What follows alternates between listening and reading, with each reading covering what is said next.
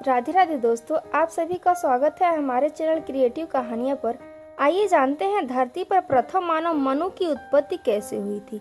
सनातन धर्म के मुताबिक मनु का जन्म नैमिषारण्य जंगल में हुआ था। मनु संसार के पहले योगी पुरुष थे। मनु के पिताजी ब्रह्मा जी हैं। एक बार जब ब्रह्मा जी सभी देवताओं और असुरों का निर्माण कर रहे थे, तब उनके शरीर से एक तेज निकला और उन्हीं के समान वह तेज एक मानव में बदल गया, जिसे मनु कहा जाता है। मनु को स्वयंभू भी कहा जाता है, क्योंकि यह अपने आप प्रकट हुए थे। मनु और शत्रुपा दुनिया के पहले दंपति थे, जिन्होंने संसार में मानव की उत्पत्ति का जनक माना जाता है। हिंदू धर्म की पौराणिक कथाओं के मुताबिक ब्रह्मा जी ने सृष्टि निर्माण के समय अपने शरीर को दो भागों में बांट लिया था। इन दो भागों के नाम का और या थे। इन दोनों से मिलकर काया बनी और इसी काया से पुरुष और स्त्री तत्व का जन्म हुआ। पुरुष तत्व को स्वयंभू मनु और स्त्री तत्व को शत्रुपा नाम दिया गया।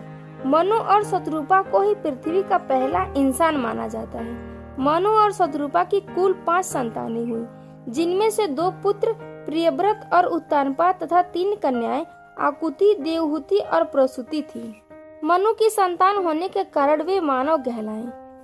आकुति का विवाह रुचि प्रजापति के साथ हुआ और प्रसूति का विवाह दक्ष प्रजापति के साथ हुआ। देवहूति का विवाह प्रजापति कर्दम के साथ हुआ था।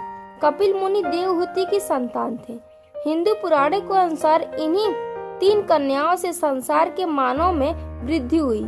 मनु के 2 पुत्र प्रियव्रत और उत्तानपाद में से सबसे बड़े पुत्र उत्तानपाद की सुनीति और सुरुचि नाम की 2 पत्नी थी।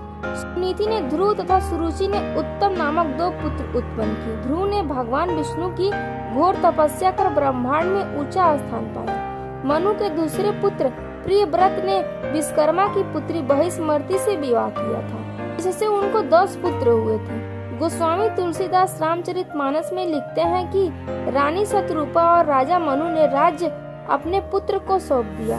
वे नैमिषारण्य तीर्थ पर गए और भगवान वासुदेव का ध्यान किया। प्रारंभ में वे कुछ दिनों तक फल और सब्जियां या कंदमूल खाकर भगवान सच्चिदानंद आनंद स्वरूप का स्मरण करते रहे। कुछ दिनों के बाद उन्होंने फल फूल त्याग दिए। उन्होंने केवल पानी पीकर तपस्या पूर्ण की। इसके बाद वे वायु की सहायता से ही तपस्या करने लगे। उनकी भक्ति और कठिन तपस्या को देखकर भगवान विष्णु उनके सामने प्रकट हुए और उनसे कुछ वरदान मांगने को कहा। तब मनु ने कहा, भगवान मुझे आपके जैसा पुत्र चाहिए। भगवान विष्णु ने उन्हें उनकी इच्छा अनुसार आशीर्वाद दिया। उन्होंने कहा, मनु अपने भविष्य के जन्म में तुम अयोध्यापुरी के राजा दशरथ बनोगे और रानी शत्रुपा कौशल्या बनेंगी। मैं राम के रूप में अवतार लूंगा। तुम्हारे एक नहीं बल्कि 4 पुत्र होंगे। भगवान मनु शत्रुपा और व्यास गद्दी के तपस्थली के दर्शन के बाद ही नैमिष की यात्रा पूरी मानी जाती है। तो ये थी धरती पर पहले मानव की उत्पत्ति की कथा। अगर आपको अच्छी लगी हो तो एक लाइक जरूर करें। मिलते हैं फिर से एक नई कथा की जानकारी लेकर। तब तक के लिए जय सीताराम।